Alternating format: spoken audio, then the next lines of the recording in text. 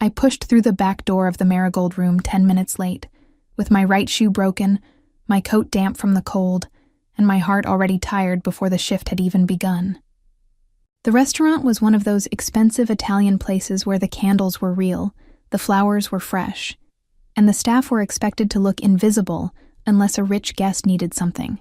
I had worked there for exactly 3 months and 2 days, long enough to know which corners had cameras, which guests never said thank you, and which managers enjoyed hurting people when no one important was watching. "Lily Bennett, where have you been?" Victor Hale snapped before I even reached the staff lockers. Victor was the floor manager, a thin, sharp-faced man in a tight black vest who held his clipboard like it gave him permission to decide who deserved dignity. Usually, when he insulted me, he took his time. He liked an audience. He liked looking first at whatever was wrong with me that day, then at my body, then at my face, as if my face was the last thing worth noticing. Tonight, his eyes went straight to the tape wrapped around my broken shoe, but his cruelty came faster than usual, sharper, almost nervous. "My shoe broke 3 blocks from here," I said, holding my canvas bag against my side. "I came as fast as I could." "Your problems are not the restaurant's problems," he said, loud enough for the kitchen to hear. A cook looked down. The dishwasher stopped moving plates for a second. Bianca Russo stood by the espresso machine with her arms folded. Bianca was polished, graceful, and trusted with the kind of guests Victor thought a woman like me should never serve. Normally, when Victor embarrassed me, Bianca smiled like she was relieved it was not her turn. Tonight she looked away. That was the first sign that something was wrong. Victor was not only angry, he was afraid. "Maria called in sick," he said. My fingers tightened around my bag. Maria was the only waitress trusted upstairs in the private room. The rest of us only went there to carry clean glasses, extra forks, or instructions to forget whatever we heard. "Who has the Marigold suite?" I asked. Victor's jaw tightened. "Bianca has wine. You have coffee." I stared at him. "Me? Do not look proud. You are not being chosen. You are what I have left." His eyes dropped again to my shoe. "And tonight, what I have left may be enough to ruin me." That was the second sign. Victor never admitted weakness. He stepped closer and lowered his voice. "You will pour coffee, refill cups, keep your eyes down, and leave that room without making one person remember your name. One spill, one stupid question, one nervous look at the wrong man, and you will never work in a decent restaurant in Chicago again." "Who is upstairs?" I asked. For the first time since I had known him, Victor's fear looked bigger than his cruelty. "Jack Moretti," he said. The name changed the kitchen. The cook moved quieter. Bianca lowered her eyes. Even the dishwasher stopped pretending not to listen. Jack Moretti did not come to restaurants for dinner. He came when rooms needed to be closed, phones collected, and powerful men needed privacy for things no one would repeat later. Victor shoved a clean black apron into my hands. "Fix your face before you go upstairs. Men like that do not like sad waitresses." I tied the apron around my waist. It pulled across my stomach because every uniform Victor ordered for me seemed made for someone smaller, someone he would have preferred to display. He noticed. Of course he noticed. Men like Victor always noticed the parts of a woman they could turn into a weapon. I had heard comments about my body from customers, from strangers, from my ex-husband Ethan after our child was born, and from my own father when I had nowhere else to go. So Victor was not original. He was only another man using old words with fresh confidence. My phone buzzed inside my bag. Ruth's message appeared on the screen. "He's asleep. Still says his robot needs that little silver piece." Ruth was Ethan's mother, but she had chosen truth over blood. She watched my child on late shifts, not because she pitied me, but because she loved him and had never forgiven her son for walking away from us. My little boy loved broken things. Cheap robots from thrift stores, cars with missing wheels, tiny metal arms that clicked but did not move. He believed every broken thing only needed the right small piece and enough patience. Maybe that was why I had learned to notice details other people ignored.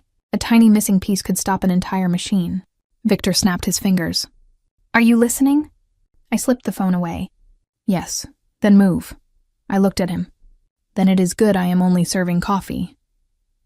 His mouth tightened, but the phone beside the reservation screen rang before he could answer. He grabbed it. "Yes, sir. She is here now, no, sir. No problem. The Marigold suite is ready." He listened, and the color drained from his face. Of course. Then he hung up and pointed toward the back stairs. Go, so I went. Not because Victor owned me, not because his threats had broken me, but because my child was asleep 2 blocks away with a woman who had chosen love over pride, and because survival had taught me that sometimes obedience was only a mask you wore until you found the right moment to take it off. The Marigold suite looked less like a dining room and more like a courtroom pretending to be elegant. A long table stood beneath soft lights. The white cloth had no wrinkles. Crystal glasses sat in exact rows. Low flowers filled the center so no man's view would be blocked. 2 service doors led back toward the kitchen hall. One main stair went down to the public floor. A narrow east corridor led toward an old private exit, the one staff were told never to use unless ordered. Everything looked too clean, too measured, too prepared. On the sideboard sat a narrow black case. A lawyer opened it just enough for me to see a silver signing pen inside, then closed it again. No one touches this except the signers, he told Victor. This is the official verification pen. It confirms the signature and stores the signing record. If this agreement is challenged later, this pen proves the signing process was clean. Victor nodded too quickly. Everything is under control. The lawyer's eyes narrowed. The verification piece inside that pen must stay intact. If it is damaged or missing, the record can be reviewed. Understood, Victor said. But his eyes moved toward the east corridor before they returned to the case. I noticed the pen because Victor kept looking at it. I noticed the east corridor because Victor kept looking there too. I noticed the restaurant security guard near that corridor because he would not look anyone directly in the eye. Maybe I noticed too much. Maybe that was what men later hated most about me. But when you spend your life being ignored, you learn to study the rooms that ignore you. Rocco arrived first from Jack Moretti's side. He was broad, quiet, and hard-eyed. The kind of man who did not waste movement, because wasting movement meant giving enemies extra seconds. He checked the windows, mirrors, service doors, main stair, east corridor, sideboard guards, and every person in the room. When his eyes passed over me, I saw his quick decision. Waitress, coffee service. No threat, he moved on.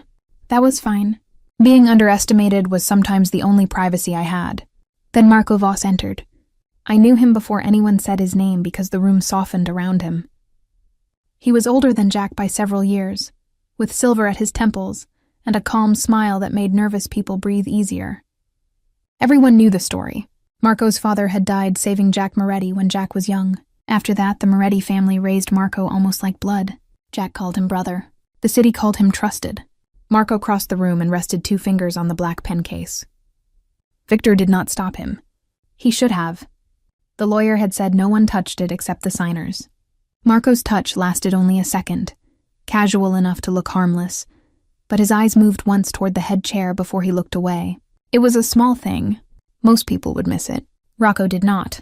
I saw his jaw shift. Marco saw me watching and smiled. Coffee service? He asked. Yes, sir. Good, he said. Quiet hands make quiet nights. I did not know why that sounded like a warning. At 8:41, the room changed before Jack Moretti walked in. Guards straightened. The judge stopped speaking. Bianca adjusted her posture near the wine station. Victor stopped moving completely. Then Jack entered. He wore a black suit, a black shirt, and no tie. He was not the biggest man in the room, and he did not need to be. Some men filled a room with noise. Jack Moretti filled it with silence. He looked once around the room, exits, guards, judge, lawyers, Enzo's empty side of the table, Marco, Victor, Bianca, then me. Only 1 second, maybe less, but Victor saw it and hated me for it. Jack stopped near my coffee station. Everyone stopped when I walked in, he said. You didn't. I looked at the cup in my hand. The cup still needed setting out. Bianca's eyes widened. Victor looked like he might faint. Rocco looked at me again, more carefully this time. Jack did not smile. Do you always answer like that? Only when I am asked directly. His eyes stayed on mine. They were controlled, not warm, not soft, but awake in a way most men's eyes were not when they looked at me. He was not looking at me the way men like Victor looked at me. He was not measuring how much space I took. He was looking at my hands, the cups, the table, the way I had turned every handle toward the person who would reach for it without needing to look down. He noticed steadiness before he noticed anything else. "Careful," he said. I placed the cup down, with the handle turned toward the chair. "I am. That is why nothing has spilled." Something almost moved across his face. Not amusement, exactly. Interest. Not because I was pretty. Not because I was delicate. Not because I was trying to impress him. Because my hands did not shake in a room where everyone expected me to disappear. Then Marco stepped close and said something low. Jack's gaze stayed on me 1 second longer than it should have before he went to his seat. 5 minutes later, Enzo Rinaldi arrived with his men, and even I understood the danger then. This was not dinner. It was a peace meeting. The Moretti side and the Rinaldi side had been fighting over docks, warehouses, and routes that kept half the city moving. The lawyers called it logistics. The guards called it territory. Ordinary people would have called it work. Because if those men went to war, it would not only be Mafia soldiers who paid. Dock workers, drivers, security men, cousins, sons, and families would wake up inside a battle they had not chosen. I poured coffee and stayed quiet. The judge began reading the agreement. Dock Route A, Dock Route B, shared inspection, neutral storage, emergency authority. The words sounded dry, but I knew dry words could hide sharp teeth. Poor people live under contracts too. Rent contracts, payment plans, late fees, warnings in small print. We know how one harmless sentence can become a trap. Then the judge read the emergency clause. In the event of sudden leadership incapacity before final ratification, temporary stabilizing authority over the affected party's dock security routes shall pass to the named trustee. Jack's face changed slightly. Named trustee? The judge swallowed.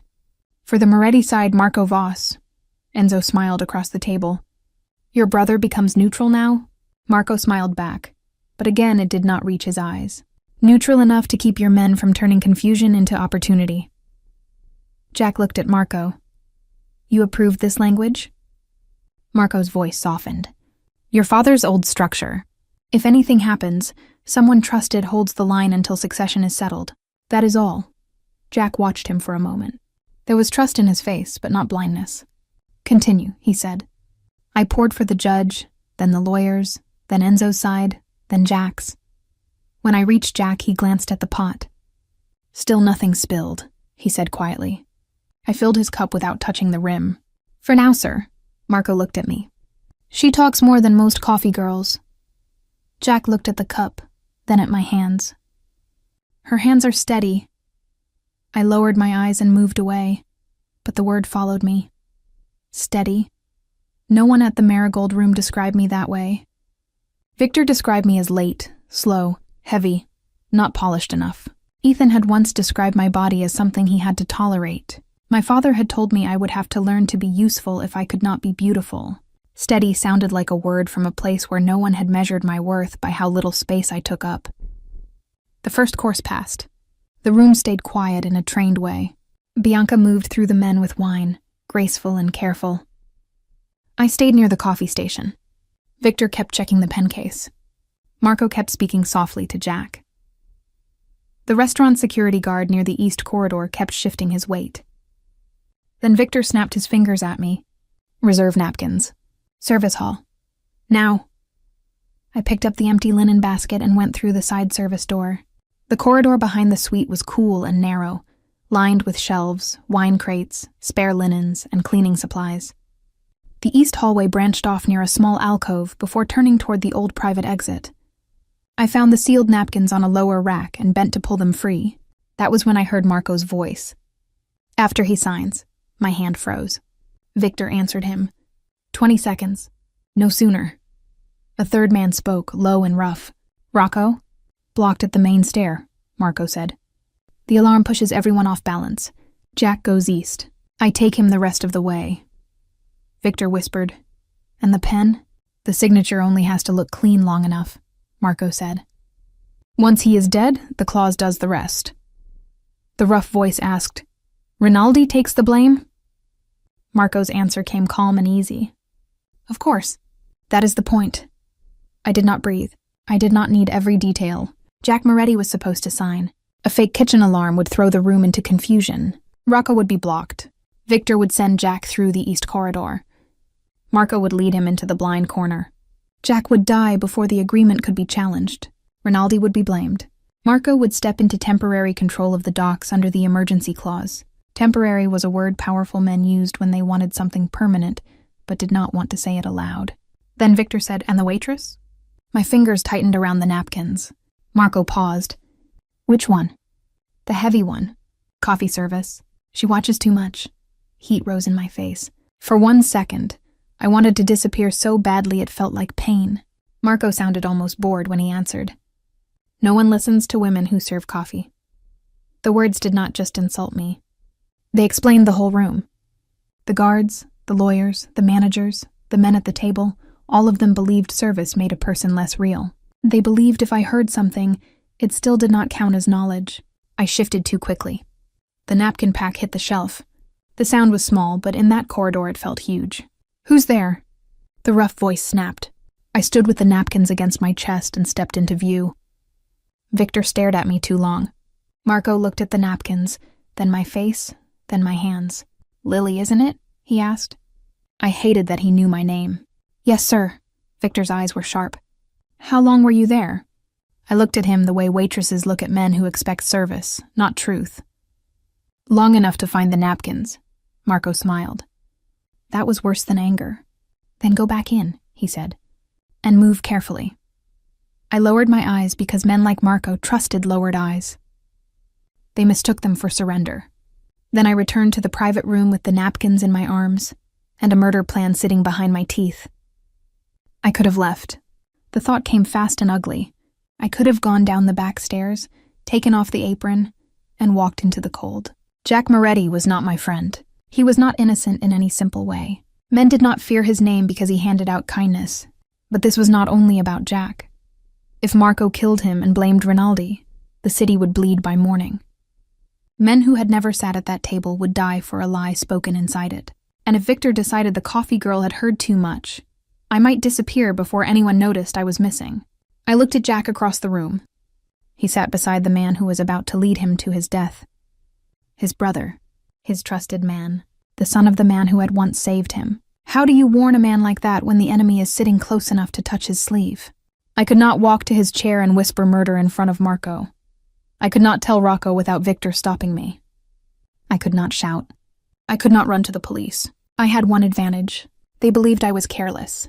They believed I was invisible. They believed coffee was the only thing I carried. The judge turned another page. Enzo had already signed. The black case was opened. The silver pen lay near Jack's right hand. The lawyer had explained it clearly enough earlier. That pen did not just write. It verified the official signing record. If the process stayed clean, Marco's emergency clause could stand long enough to give him power. I picked up the coffee pot and tray. My burned pride, my aching foot, my fear, all of it narrowed into one decision. I walked toward Jack. "Coffee, sir?" Jack did not look up. "No." His hand moved toward the paper. I shifted the tray as if making room to pass behind his chair. My right foot dragged half an inch, just enough to make me stumble. The cup slid. Coffee spilled across Jack Moretti's black sleeve, over the edge of the contract, and into the open pen case. The room exploded in gasps. Hot coffee splashed my wrist too, sharp enough to steal my breath. But I forced the pain down. If I cried out, the room would look at my burn. I needed them looking at my mistake. "I'm sorry," I said quickly, letting panic enter my voice. "I'm so sorry, sir." I slipped. Victor's face went red. "You stupid girl!" Bianca took one step forward, saw Victor's face, and stopped. The judge half stood. Enzo leaned back with dangerous amusement. Marco did not look at the coffee. He looked at me. Jack lifted his wet sleeve slowly. Most of the heat had hit the suit. My wrist had taken what was left. I kept it hidden beneath the towel on my arm. "I'll clean it," I said. "Please forgive me. I didn't mean to." Jack looked at my mouth first, then my eyes. My mouth begged forgiveness. My eyes begged him to live. For 1 second, everything else in the room disappeared. He looked at the coffee on the pen case, then at my hidden wrist, then back at my eyes. Something in his face changed. Not belief, not yet, but attention. He had already noticed my steady hands. Now he noticed the spill was too perfectly timed to be ordinary clumsiness, and too painful to be vanity. Victor stepped forward. "Mr. Moretti, I will remove her immediately." Jack stood. "No." Victor froze. "Sir?" Jack took off his jacket. Cleaning lounge. Victor nodded too fast. Of course. Bianca can take your jacket and... Her, Jack said. The room went quiet. She made the mess. She cleans it. Victor looked trapped between anger and obedience. He shoved a towel and stain bottle into my hands. As he did, his eyes dropped to my tray. Something small and metallic had slid beneath the wet napkin near the edge of the saucer. I had not noticed it. Victor had. His face changed so quickly that I almost missed it. The piece was no bigger than something from one of my little boy's broken robots. A tiny silver part with ridges along its side. The kind of thing most people would sweep away without understanding that a whole machine could fail without it. Victor looked at it like it could destroy him. Then Jack moved, and everyone else moved with him. I followed him out of the room with the towel, the stain bottle, and the tray still in my hands. I did not know what the small metal piece was. I only knew Victor wanted it. The cleaning lounge was narrow, with a sink, spare jackets, folded towels, a cracked mirror, and a shelf of stain remover. Rocco came in behind us and shut the door. Jack removed his jacket and placed it on the counter. His cuff was wet, but his skin was not burned. Mine was. I kept my wrist low. "Leave the towel," Jack said. I did not move. His eyes sharpened. I said, "Leave it." "If you sign that paper and follow Marco through the East Hall," I said, "you will die tonight." Rocco's hand moved inside his jacket. Jack lifted one hand, stopping him without looking away from me. "Say that again." So I did. Fast, plain, no drama. "After you sign, the kitchen alarm goes off. Rocco gets blocked at the main stair. Victor sends you east. Marco touches your shoulder and tells you he knows the route. Rinaldi takes the blame." Jack said nothing. Rocco's face hardened. "Who told you that?" "No one. They thought no one was listening." Jack's voice was low. "Marco is my brother." "Then your brother knows exactly which hallway has the blind corner." The words landed hard. Jack's face did not show pain the way ordinary men showed pain, but something in his eyes went colder. "Do you understand what you are accusing him of?" "Yes," I said. "That is why I am saying it now. You heard voices in a service hall during a private signing. I heard enough. Or you heard pieces and built a story around fear." The words hit harder than I expected. "Then test it," I said. "If I'm wrong, nothing happens. I'm just the waitress who ruined your sleeve. If I am right, the alarm will come. Victor will send you east, and Marco will put his hand on your shoulder." Jack looked at me for a long second. His face gave me nothing. No belief, no promise, no protection. Only the cold wall of a man who had just been asked to imagine his brother as his murderer. Then he looked once at Rocco, too quickly for me to understand, and turned back to the door. "Stay behind me," he said. That was all. Not "I believe you," not "you saved my life," not even "thank you." Only stay behind me, like I was still just part of the mess he had to clean. I followed him back into the Marigold suite with the ruined jacket, the towel, and the tray still in my hands. I still did not know that the tiny piece from the pen case was under the wet napkin. I only knew Victor's eyes kept dropping to my tray like the tray itself had become dangerous. Marco looked up with a smooth face. The judge hovered over the damp edge of the contract. Enzo looked entertained enough to be dangerous. "Problem solved?" Marco asked. Jack did not answer him. He turned to Victor first. "Fire her." For 1 second, I forgot how to breathe. Victor blinked. "Sir?" "The waitress," Jack said. "Fire her, now!" The room went quiet. My fingers tightened around the tray. I had told him the truth. I had burned my own wrist to get him alone. I had said the words no one else dared to say. And he had looked at me, heard me, and chosen his brother anyway. Victor's relief spread across his face. Marco's shoulders relaxed almost invisibly. To them, Jack looked angry, insulted, and still blind. To me, he looked like a man walking calmly toward his own death. Victor grabbed my arm. "You heard him," he whispered. "Move." I looked back once as Jack sat at the table. The judge looked at the damaged official pen case. "The verification pen is compromised," he said nervously. Marco's voice stayed smooth. "Use the backup pen. The signatures are what matter." The lawyer beside the judge hesitated. "The verification piece from the original pen must be recovered for the record. Without it, the signing process may require review." Marco's eyes moved once toward Victor. Victor's fingers tightened on my arm. I still did not understand why, but I understood one thing clearly. The small thing under the wet napkin mattered. The judge placed the agreement in front of Jack. Marco leaned close.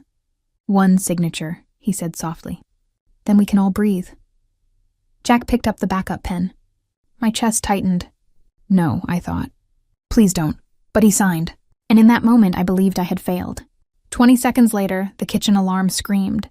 A waiter shouted from below. Someone yelled about smoke near the ovens. One lawyer knocked over a glass. Enzo's guards moved. Jack's guards moved. Too many bodies shifted at once. Rocco stepped toward me, but 2 restaurant security men rushed into his path carrying fire extinguishers they did not need. "Main stair is blocked," one of them shouted. Victor dragged me toward the service door. I looked back once. Marco had placed his hand on Jack's shoulder. "East Hall," he said. "I know the route." Everything I had said was happening. And still Jack did not look at me. Victor pulled me into the corridor hard enough to make the tray shake. Beneath the wet napkin, something small clicked against the porcelain cup. Victor heard it. His grip tightened. His eyes dropped to the tray, then to the towel, then to my apron pocket. I did not know what had clicked. I only knew Victor suddenly looked less interested in firing me and more interested in searching me. He shoved me into the kitchen office and slammed the door. The room was small, bright and airless, with a desk, a broken filing cabinet, a schedule board covered in red marker, and security screens showing different parts of the restaurant in grainy black and white. One screen showed the Marigold suite emptying into confusion. One showed the main stair blocked by the 2 restaurant security men. One showed the service hall near the east corridor. On that screen, Jack Moretti was walking beside Marco Voss, and Marco's hand was still on his shoulder. My stomach went cold. "Put the tray down," Victor said. "If I'm fired, I can leave." "You leave when I get what you're carrying." My heart kicked once. "What am I carrying?" Victor's mouth tightened. "Do not play stupid with me." "I don't know what you're talking about." "Then put the tray down." "No." His face changed. The cruelty was still there, but now fear stood behind it. On the security monitor behind him, Jack and Marco disappeared into the east corridor. The camera did not reach the blind corner. Victor stepped closer. "What did you hear?" "Nothing." "What did you tell him?" "That you're a terrible manager." His hand shot out and grabbed my burned wrist. Pain flashed white at my arm. I bit the inside of my cheek so hard I tasted blood, but I did not cry out. I would not give him that sound. "What did you tell Jack Moretti?" Victor whispered. "You should be more worried about what Marco told you to do," I said. His grip tightened. "You don't know anything." "Then why are your hands shaking?" His eyes flicked toward the tray. "Give me the towel." "Why?" "Because it belongs to the restaurant." "A wet towel?" "Everything in this building belongs to this restaurant." "Then deduct it from my last check." His eyes went flat. That was the wrong answer. He reached for the tray. I shifted sideways, and the wet napkin slid closer to my hand. I did not know what was inside it. I did not know whether it was proof or trash. But Victor wanted it badly enough to hurt me for it, and that meant it mattered. I pulled the napkin off the tray and shoved it into my apron pocket. Victor's eyes followed the movement. Now I knew. "Give it to me," he said. "No. Brave girls get hurt faster." I looked at his hand around my wrist. "Then you should stop hurting them." I swung the tray upward with my other hand. The edge hit his forearm hard enough to make him release me. A porcelain cup slid off and smashed against the floor. Coffee-soaked linen fell across his polished shoes. Victor cursed and grabbed for me again. I ducked around the desk, grabbed the heavy tape dispenser, and threw it at his chest. He blocked it with his arm, but the movement gave me 1 second. 1 second was enough. I pulled open the office door and ran into the service hall. The alarm screamed overhead. Staff members hurried past with towels, trays, and lies. Someone shouted about smoke near the ovens, but I smelled none. At the far end, the east corridor swallowed sound. I ran toward it. My shoe slapped unevenly against the tile. My wrist burned. My apron pocket bounced against my hip with the hidden piece inside. Behind me, Victor shouted my name, but the alarm broke it into pieces. Then a gunshot cracked through the service hall. The sound stopped me so suddenly my shoulder hit the wall. For 1 second, everything inside me wanted to turn around. I was a waitress. I had no weapon, no training, no powerful name. My child was asleep 2 blocks away, probably under the blue blanket Ruth had knitted for him, one small hand still holding the broken robot he refused to throw away. He was still little enough to believe his mother could fix anything if she had enough light, enough patience, and the right tiny silver piece. I thought of Ethan leaving because he said he could not spend his life pretending to desire a woman he pitied. I thought of my father looking at me and my child and saying a divorced woman with a son was already a burden, and a heavy one was a life sentence. I thought of Ruth finding me on a bus bench that night, wrapping her coat around my child's feet, and saying, "My son failed you, Lily. I will not let him fail his child too." Ruth did not save me. I survived, but she stopped making survival harder, and sometimes that is the greatest kindness a person can offer. I had made one promise over my little boy's sleeping head. He would never learn from me that a woman must beg to be respected. So when that gunshot cracked through the hall, I thought of running. Then I thought of the lesson I would carry home if I ran while men died for a lie. No, I was not running back because Jack Moretti deserved me. I was running back because truth deserved someone. I moved toward the East Hall. The corridor narrowed after the linen room, then turned sharply toward the old private exit. The camera above the turn sat too high, exactly the way Marco's plan needed it to. A blind spot. At the end of it, Jack stood with his back near the emergency door. Marco stood in front of him with a gun in his hand. A traitor guard stood to Jack's left, aiming at his ribs. Another man stood behind Marco. Rocco was pinned farther back near the stair end, by the restaurant security guard holding a fire extinguisher in one hand and a pistol in the other. Jack had no gun drawn. His right sleeve was still damp from coffee. His face was calm, but calm did not mean safe. Marco's smooth smile was gone. Without it, he looked older, hungrier, almost relieved. "You came anyway," Marco said, "even after the waitress ruined your sleeve." Jack's voice was low. "You put your hand on my shoulder. And you followed." Marco smiled. "That was always your weakness, Jack. You mistake loyalty for love. I knew if I touched your shoulder and told you I knew the route, you would come just far enough to understand before you died." Jack's eyes moved once toward Rocco, measuring distance. Marco noticed. "No, let him watch. Let him tell the others I looked you in the face." "Why?" Jack asked. The word was quiet, and somehow that made it worse. Marco's jaw tightened. "My father died for your life. Do you know what they gave me for his blood? A room in your house. A chair behind your father. Then a chair behind you. I was raised close enough to touch the crown, but never close enough to wear it." Jack's face changed then. Not fear, pain. "You were my brother." Marco's mouth twisted. "No. I was your father's debt, and you paid me with trust instead of power. I would have given you anything, except the only thing I wanted. The family?" Marco's eyes hardened. "The throne." My eyes moved around the corridor, searching for anything useful. A laundry cart stood near the linen room, stacked with folded tablecloths and silver covers. A bucket of cleaning solution sat beneath it. A metal tray rack leaned against the wall. No gun, no miracle. Just restaurant things. But restaurant things were what I knew. Marco lifted his gun slightly. "Once you are dead, Rinaldi takes the blame. Your men go to war. His men defend themselves. By sunrise, I step in as temporary trustee to protect Moretti roots from collapsing. Emergency authority. Clean signature. Clean story," Jack said. "Clean. Clean enough." Marco's voice sharpened. Victor triggers the alarm. The stair gets blocked. "You go east. Rinaldi's men are seen moving. The judge has your signature. The businessmen remember what I tell them to remember. Once you are dead, no one argues with paperwork." "The official pen was damaged," Jack said. For the first time, Marco's face tightened. "Victor is handling it." "Is he?"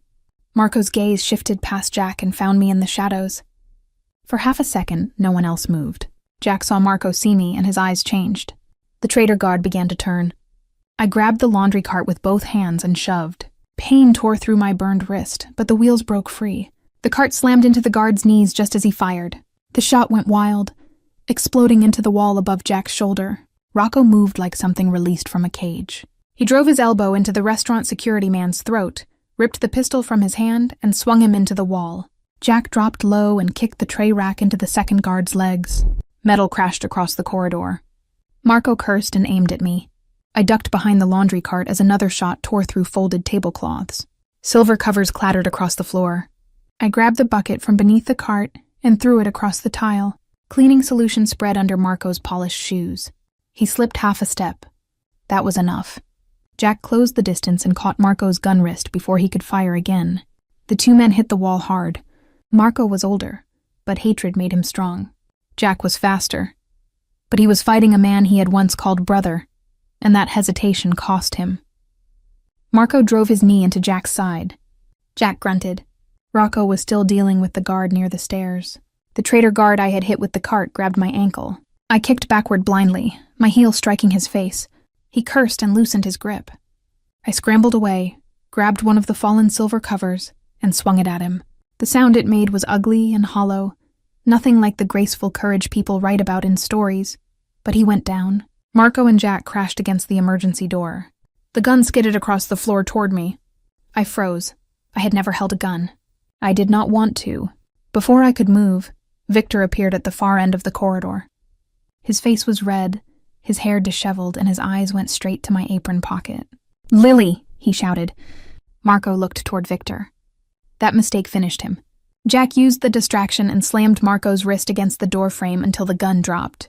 Rocco reached them a second later, putting one knee into Marco's back and forcing him down. "Don't kill him," Jack said. Rocco's face showed what he thought of that order, but he obeyed. Victor started backing away. I stood, breathing hard, my wrist shaking, the wet napkin heavy in my pocket. Marco laughed from the floor, even with Rocco's knee in his back. "You still have nothing." A waitress heard something. A frightened woman ran into a corridor. "That is not proof." Jack looked down at him. "No, but your failed trap is." Marco's smile thinned. Jack turned slowly toward Victor. "Tell them why you sent me east." Victor's face went pale. "I didn't." Jack took one step toward him. "Tell them why the main stair was blocked." "I don't know." "Tell them why those men carried fire extinguishers to a stair with no fire." Victor swallowed. Marco snapped, "Shut your mouth." Jack did not look away from Victor. "He will bury you first, Victor. You were never his partner. You were his loose end." Victor's eyes flickered toward Marco. Marco's face had gone cold, and in that second, Victor understood what cowards always understand too late. The man he had served would not save him. Jack's voice lowered. "You can tell the judge what happened, or you can die protecting a man who already planned to erase you." The judge and two lawyers had reached the end of the corridor by then, pulled there by the gunshots and shouting. Enzo stood behind them with two of his guards, his expression hard and furious. Victor looked at the judge, then at Enzo, then at Marco. His mouth opened once before sound came out. "He told me to trigger the alarm after the signature," Victor said. Marco cursed. Victor spoke faster now, as if the words were running because fear had finally broken the lock. "The main stair had to be blocked. I had to send Mr. Moretti east." Marco said Rinaldi would take the blame. He said the signature only had to stand long enough for the emergency clause. Silence fell so hard I could hear my own breathing. Enzo's face changed first, not with surprise, but with insult. "You were going to put his murder on me." Marco said nothing. His silence was worse than denial. Jack looked at me then. "What did Victor want from you?" I pulled the wet napkin from my apron pocket and opened it carefully. A tiny silver verification piece lay inside, sticky with coffee. No bigger than the missing part from one of my little boy's broken robots. "I don't even know what this is," I said, "but Victor wanted it badly enough to hurt me for it." The lawyer stepped closer, pale and shaking. "That is the verification piece from the official signing pen." The judge stared at it. "Without it, the signing record is incomplete." The lawyer nodded. "The agreement cannot be certified clean. It has to be reviewed." Jack looked at Marco. "So we have Victor's confession, a fake alarm, blocked security, your gun in the east corridor, Rinaldi standing alive and framed, and a damaged signing record." Marco's face lost color. Jack's voice lowered. "Your clean story died the moment you trusted a coward and ignored a waitress." For years, men like Victor had survived because women like me were not believed unless proof arrived wearing a suit. carrying a title or standing beside power. Tonight, proof arrived in pieces. A fake alarm, a blocked stare, a brother with a gun, a coward finally speaking, and a tiny silver part carried in the apron pocket of the woman they thought was too invisible to matter. Jack turned toward me. His eyes moved over my face, my hands, my burned wrist. Something dark crossed his expression. I stepped back before he could come closer. "You didn't believe me," I said. Jack did not look away. Not enough. The honesty hurt more than a lie would have. "I believed the pattern," he said. "I believed enough to warn Rocco with a signal. I believed enough to walk into that hall ready. But I did not believe enough to tell you. I let you leave that room thinking I had chosen Marco over your warning." "You did choose him," I said. His face tightened. "For 1 minute too long, and you paid for that minute." Victor made a desperate sound. "This is ridiculous. She destroyed a private signing, attacked security, stole property from the table. She belongs to this restaurant until I decide what charges to file." Jack's head turned slowly toward him. "Say that again." Victor should have stopped. Pride makes stupid men brave at the wrong time. She is mine to discipline. The air changed. Jack stepped between Victor and me. His voice was low, but every person heard it. "No man in this building touches her again. She stands where she chooses." The words reached something tired inside me. Protection was not ownership. It was not a claim. It still frightened me because powerful men often change the names of cages. But Jack turned slightly toward me, as if even that protection needed my answer. "Do you want me to step away?" he asked. The question almost broke me. After a night of men grabbing my wrist, my arm, my tray, my time, my silence, he asked.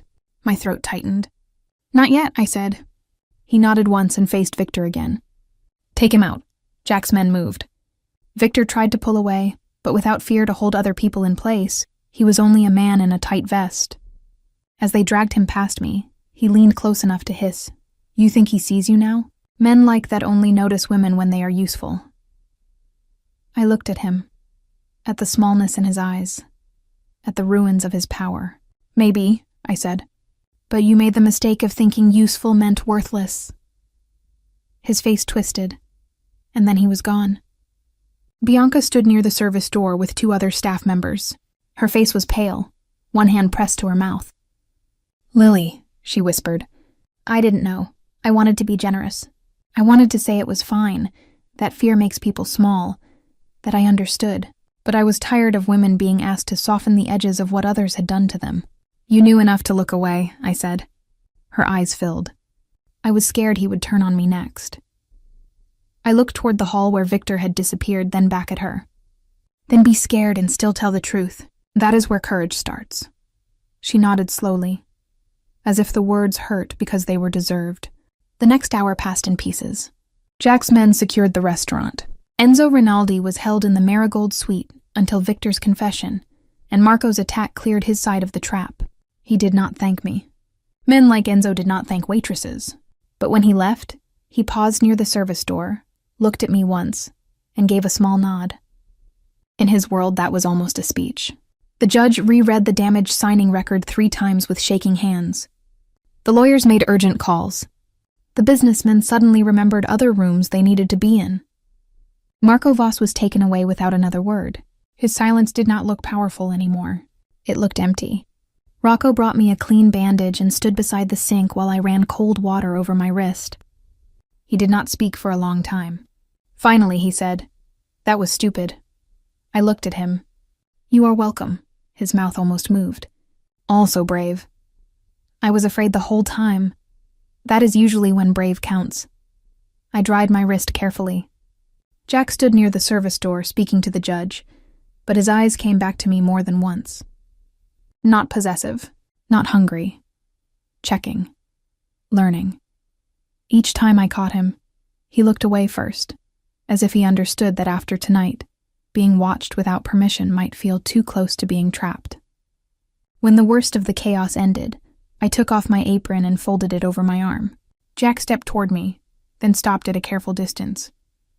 His eyes moved to the bandage Rocco had wrapped around my burned wrist. "You should see a doctor."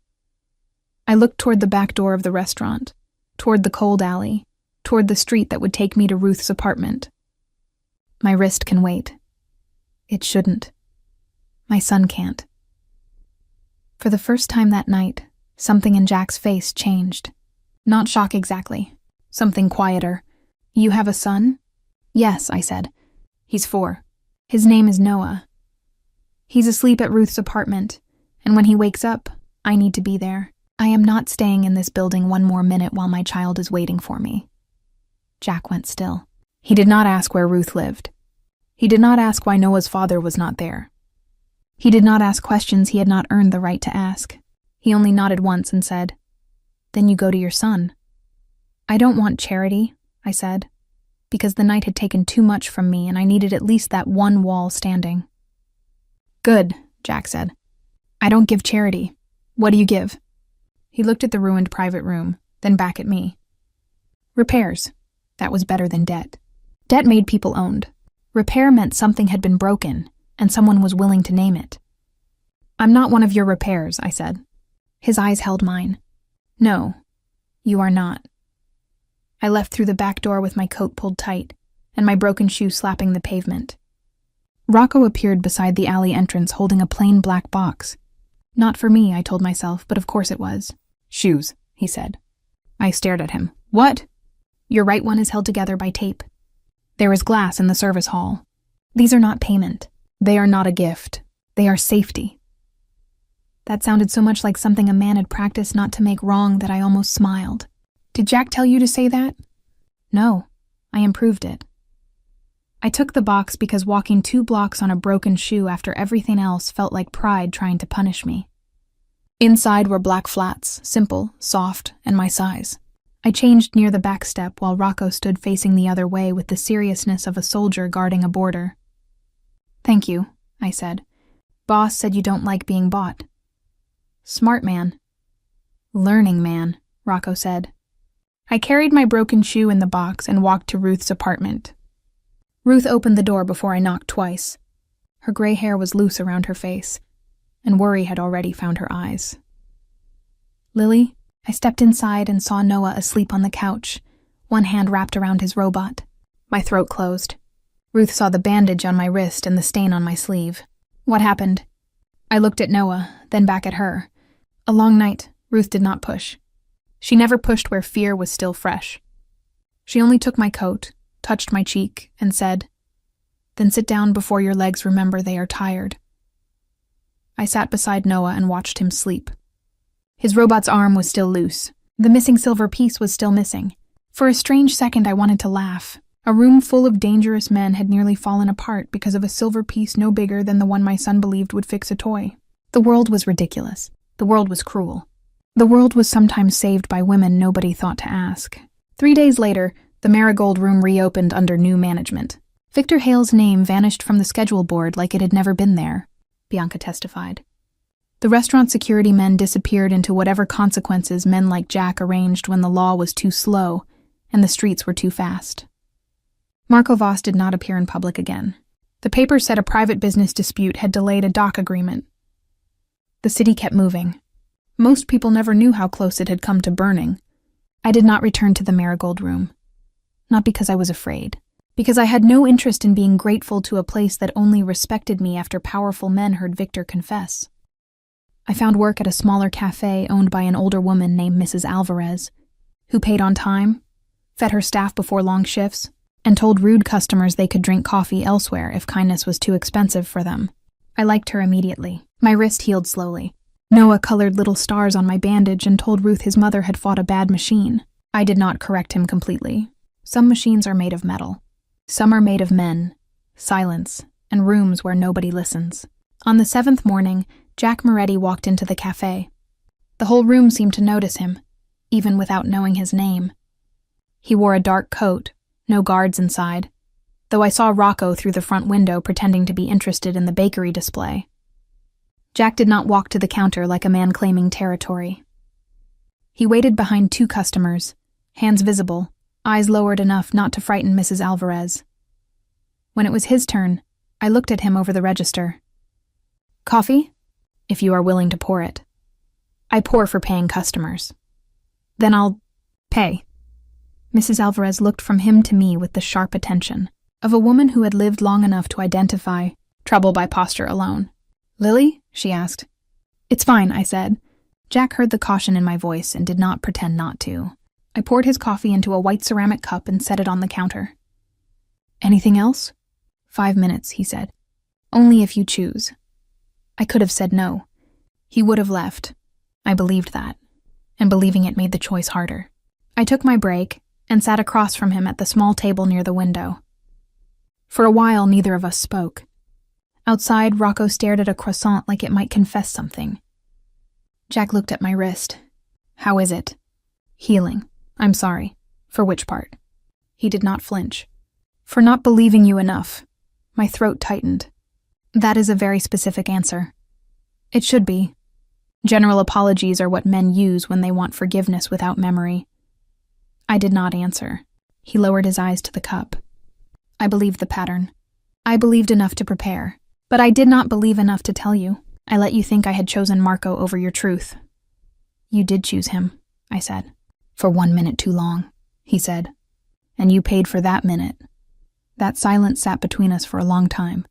It did not fix anything, but it told the truth. That was a start. "Your son?" he asked carefully. I studied his face for any sign of ownership, pity, or calculation. "I found none. Safe," I said. "With Ruth." "Good." He did not ask to meet him. He did not ask where he lived. He did not pretend he had a right to know more. That was the first thing he did right after doing so much wrong. "I am not asking for a place in his life," Jack said. "I am asking for the chance to become the kind of man you would not be afraid to let near it." That was the closest thing to romance I could handle from him then, because it was not a claim. It was a request tied to behavior. I leaned back in the chair. "You understand I am still angry?" "Yes." "You understand anger does not mean interest?" "Yes." "You understand 1 cup of coffee is not a promise?" "Yes." He nodded after each answer as if receiving instructions before work. That, more than anything, made me believe he might actually hear me. When Jack stood to leave, he did not reach for my hand. He did not ask what tomorrow meant. He did not tell me I belonged anywhere except where I already stood. He only said, "If I came back another day, would that be unwelcome?" I thought about Victor, about Bianca, about Ethan, about my father's closed door, about Ruth wrapping her coat around Noah's feet at a bus stop years ago, about the hall, the gunshot, the silver piece, and the way men like Marco believed women like me existed below the level of consequence. Then I looked at Jack. "No," I said. "Not unwelcome." That was all he got. That was enough. He nodded once, left money on the table for coffee he had already paid for twice in other ways, and walked out with Rocco behind him. Jack came back the next week, then the next.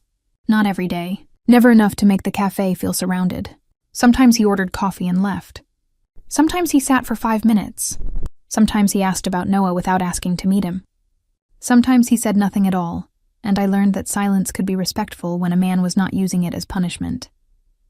The first time he met Noah, it was an accident, or at least it was close enough to one that I allowed it. Ruth brought Noah to the cafe near closing because her knees were hurting, and the bus was late. Noah carried his broken robot under one arm, the one with the loose leg and missing joint.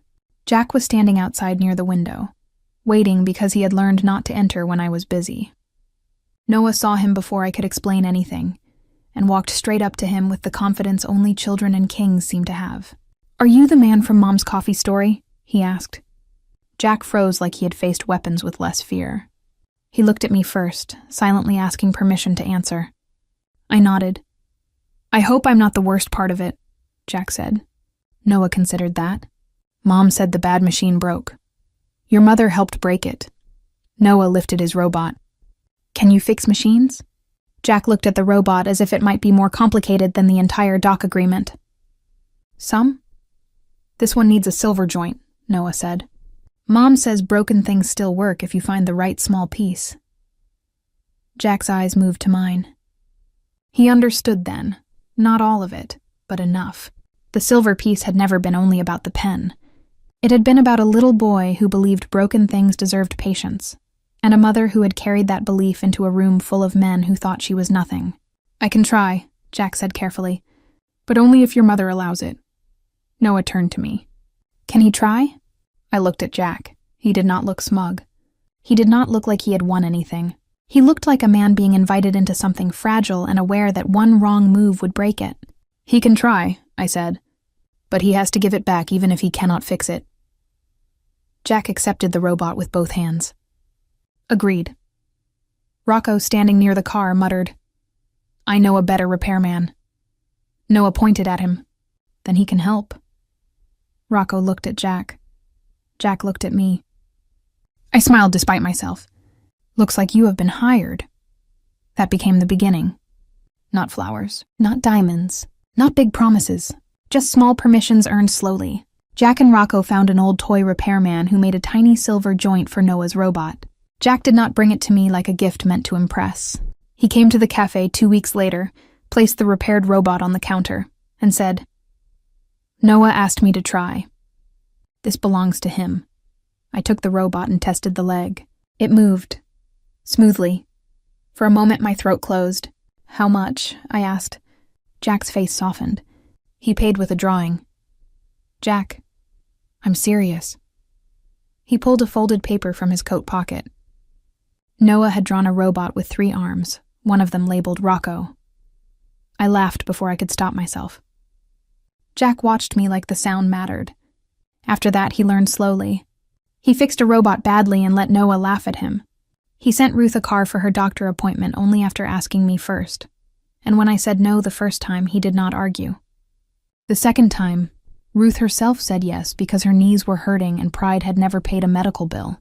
Jack learned Noah liked pancakes shaped like broken gears. He learned Ruth hated lilies because they reminded her of funerals. He learned I did not like being touched from behind. He learned I hated mirrors on days when Ethan's words came back too loudly. He did not fix those days. He stayed gentle around them. Months passed. The city kept moving. The Moretti name stayed dangerous. But around me, Jack learned to lower his voice. He still lived in a world of guards, debts, and men who made decisions in rooms without windows. I never pretended that did not frighten me. But he never asked me to pretend. "I cannot promise you a life without danger," he told me once while Noah slept on Ruth's couch after a fever. "Then don't," I said. "I would rather hear the truth." "Then the truth is this," he said. "My world has danger, but my home does not have to be a place where you beg to be heard." That was the first time I let him hold my hand. 10 months after the Marigold Room, Jack asked me to marry him in the back garden of Ruth's apartment building. Not in a restaurant, not in front of his men, not with cameras or roses or music loud enough to force an answer. Noah had chalk on his hands. Ruth sat on a folding chair, pretending not to cry before anything had even happened. Jack stood in front of me with no ring box visible at first. "I have asked Ruth's permission to ask in her garden," he said. "I have asked Noah whether he would be angry if I loved his mother for the rest of my life." My breath caught. "What did he say?" Noah shouted from behind the tomato plants. "I said only if he still fixes robots after!" Jack almost smiled. He negotiated very well. I looked at Jack. "And me?" He reached into his pocket, but he did not open the box yet. "You are the only one who can answer." "Then ask." He did. No speech about saving me. No promise that his love erased my past. No claim over my body, my son, my name, or my choices. He only said, "Lily Bennett, will you let me spend my life proving that your truth will always be heard before my pride?" I cried before I said yes. Not because I needed a powerful man. Because for the first time, power had knelt without asking me to shrink. The wedding was small because I wanted it small. Sunlight filled the garden behind an old stone chapel that Ruth loved. There were white chairs, soft music, a table of simple food, and more security than most brides would notice. But Jack kept them far enough back that the day still felt like ours. I stood in a room behind the chapel wearing a dress I had almost refused to buy.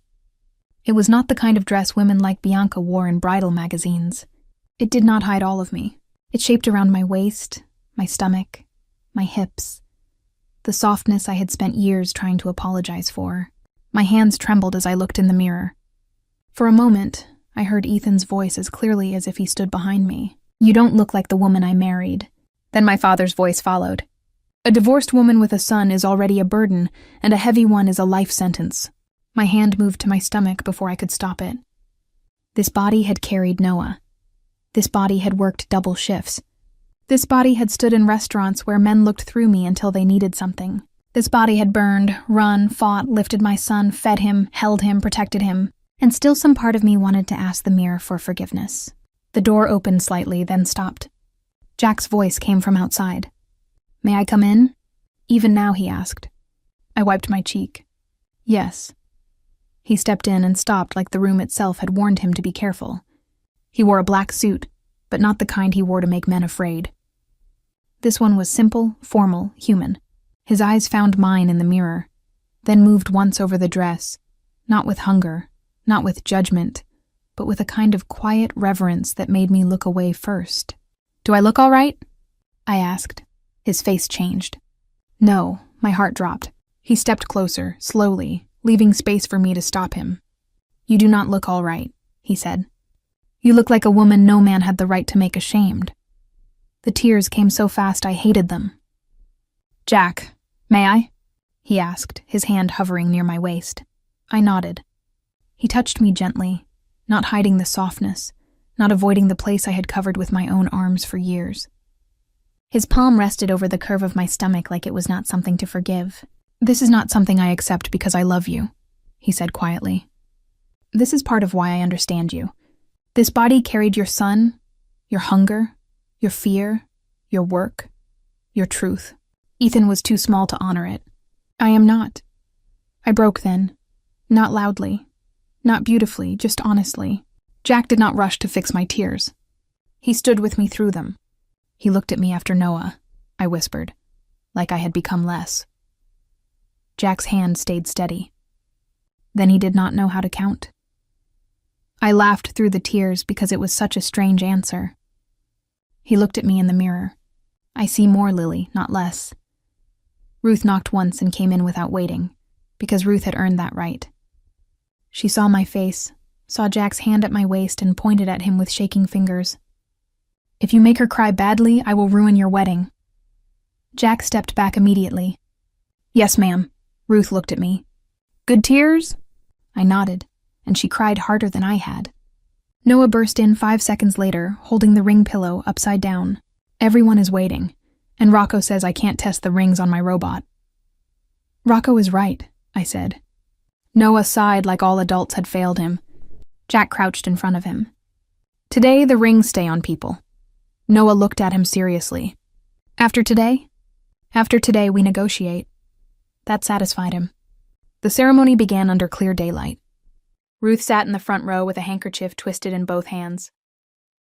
Mrs. Alvarez sat beside her, proud as if she had raised me herself. Bianca came too, quiet and respectful, no longer polished like a weapon, but softer, changed by the courage she had once borrowed too late. Rocco stood behind Jack, face expressionless, eyes suspiciously bright. Noah walked down the aisle with the rings, holding the pillow in both hands like it contained evidence in a trial.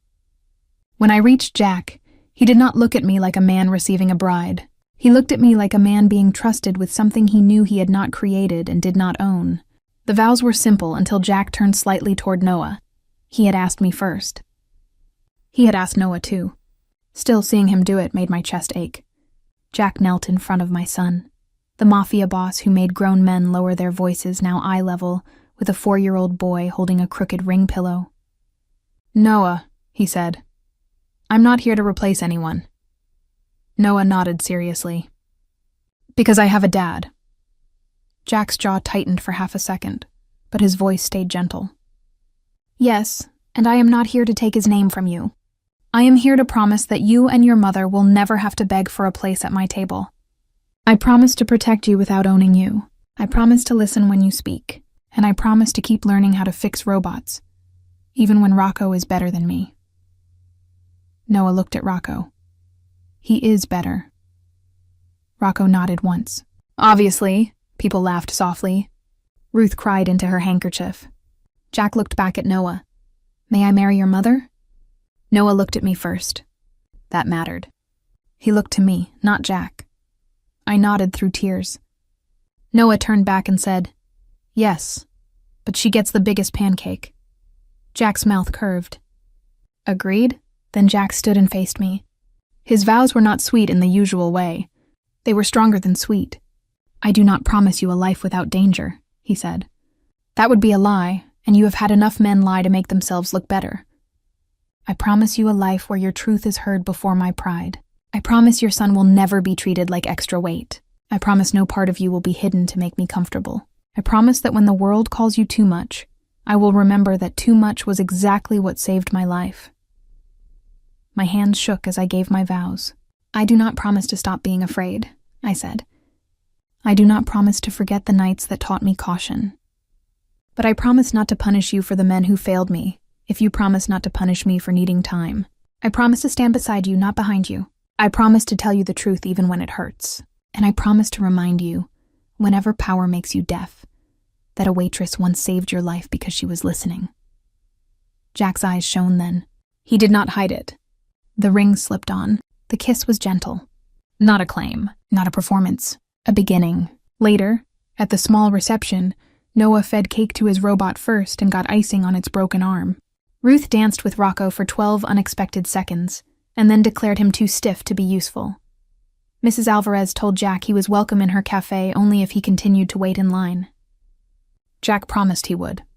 Bianca hugged me carefully and whispered, "You look beautiful." I believed her this time. Not because the words were new, but because I was finally tired of fighting every kind thing someone offered me. Near sunset, Jack found me standing alone beneath a tree at the edge of the garden. The music was low. Noah was asleep in Ruth's lap, one hand still holding the robot Jack and Rocco had finally fixed together. Jack stood beside me without touching me until I leaned my shoulder against his arm. "Tired?" he asked. "Happy," I said. "It feels similar when you are not used to it." He looked toward Noah.